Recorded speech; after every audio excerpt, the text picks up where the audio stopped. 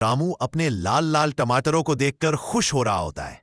तभी एक चमकदार हरा तोता उड़कर आता है और कहता है, किसान भाई, बहुत भूख लगी है, क्या एक टमाटर मिलेगा?